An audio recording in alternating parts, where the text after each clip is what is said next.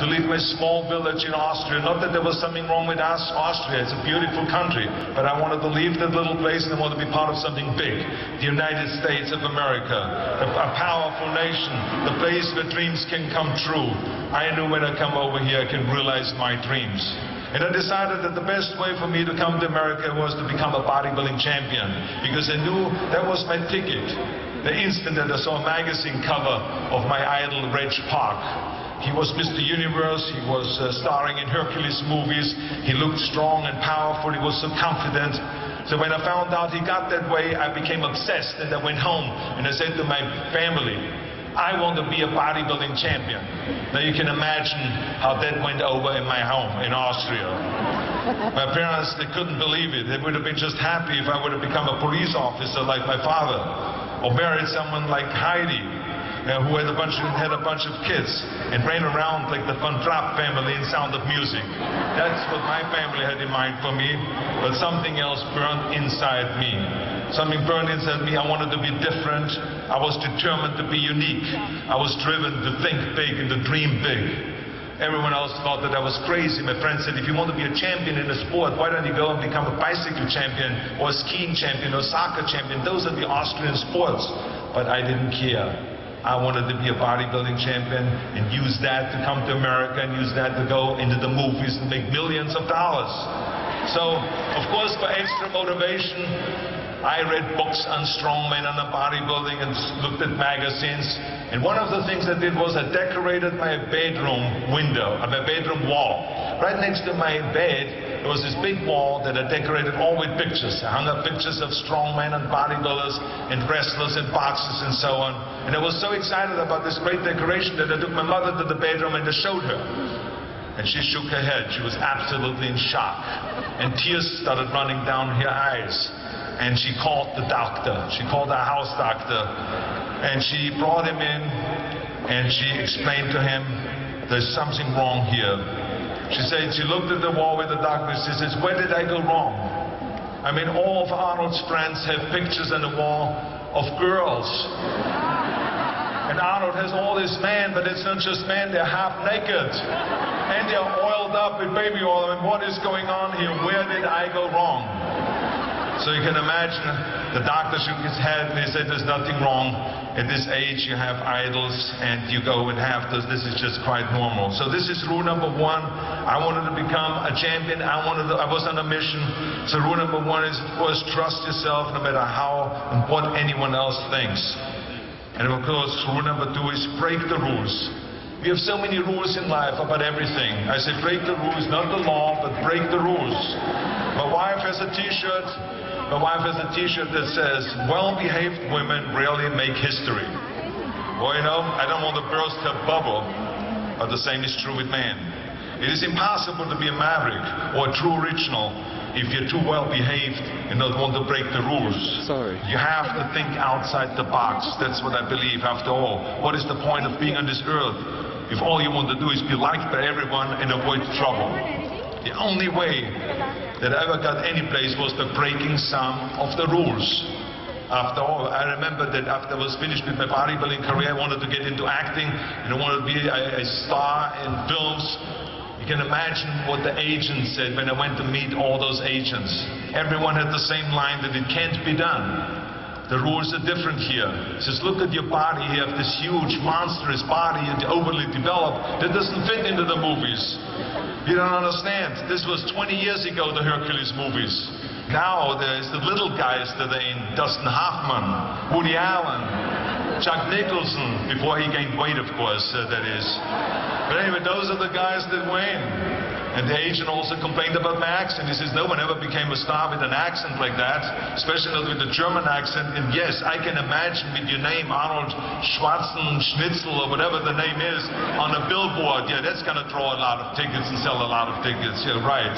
So this is the kind of negative attitude they had, but I didn't listen to those rules. Even though they were very nice, and they said, look, we can get you some bit parts.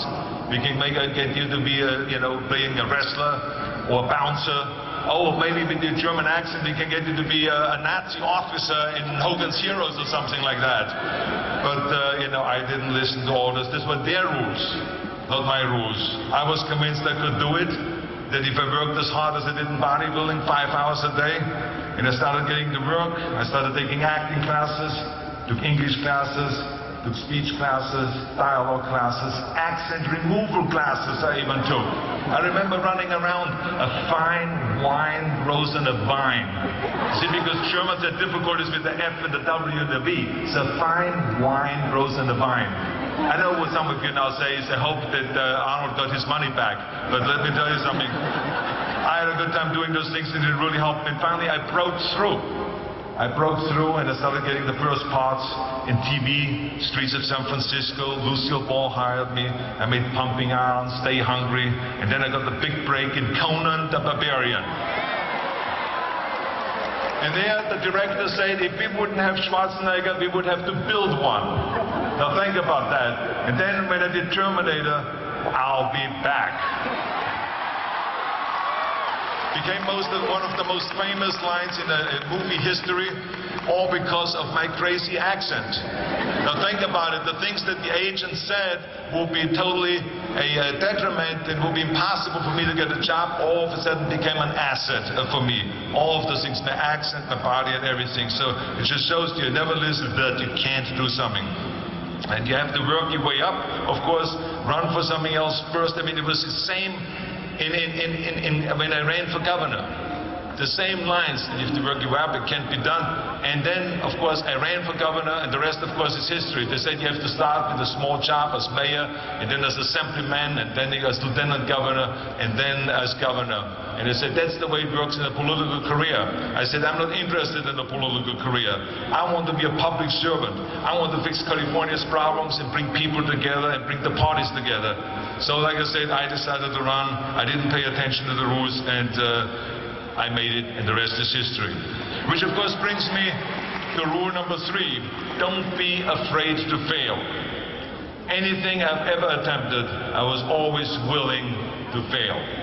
In the movie business, I remember that you pick scripts. Many times you think this is a winning script, but then of course you find out later when you do the movie that it didn't work, and the movie goes in the toilet. Now we have seen my movies, I mean, Red Sonja, Hercules in New York, Last Action Heroes, those movies went in the toilet. But that's okay, because at the same time I made movies like Terminator and Conan and True Lies and Predator and Twins that went through the roof. So you can't always win, but don't be afraid of making decisions. You can't be paralyzed by fear or failure, or you would never push yourself. You keep pushing because you believe in yourself and in your vision. And you know that it is the right thing to do, and success will come. So don't be afraid to fail. Which brings me to rule number 4, which is don't listen to the naysayers. I mean, how many times have you heard that you can't do this, and you can't do that, and it has never been done before? Just imagine if Bill Gates had quit when people say it can't be done. I hear this all the time. As a matter of fact, I love it when someone says that no one has ever done this before, because then when I do it, that means that I'm the first one that has done it.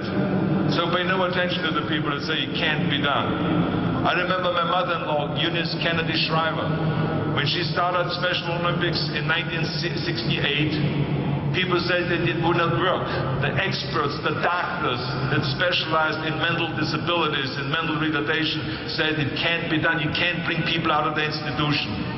You can't make them participate in sports, in jumping, in swimming, and in running. They will hurt themselves, they will hurt each other, they will drown in the pool. Well, let me tell you something, now 40 years later, Special Olympics is one of the greatest organizations in 164 countries dedicated to people with mental disabilities and with intellectually challenged. And she did not take no for an answer.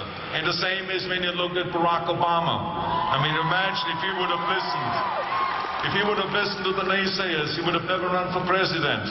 People said it couldn't be done, that he couldn't get elected, that he couldn't beat Hillary Clinton, that he would never win the general election. But he followed his own heart, he didn't listen to the you can't, and he changed the course of American history. So over and over you see that if I would have listened to the naysayers, I would still be in the Austrian Alps yodeling. I would never have come to America. I would have never met my wonderful wife, Maria Shriver. I would have never had the wonderful 4 kids. I would have never done Terminator, and I wouldn't be standing here in front of you today as governor of the greatest state of the greatest country in the world. So I never listened that you can't. I always listened to myself and said, yes, you can. That brings me to rule number 5, which is the most important rule of all. Work your butt off. You never want to fail because you didn't work hard enough. I never wanted to lose a competition or lose an election because I didn't work hard enough. I always believed leaving no stone unturned. Muhammad Ali, one of my great heroes, had a great line in the 70s when he was asked, how many sit-ups do you do? He said, I don't count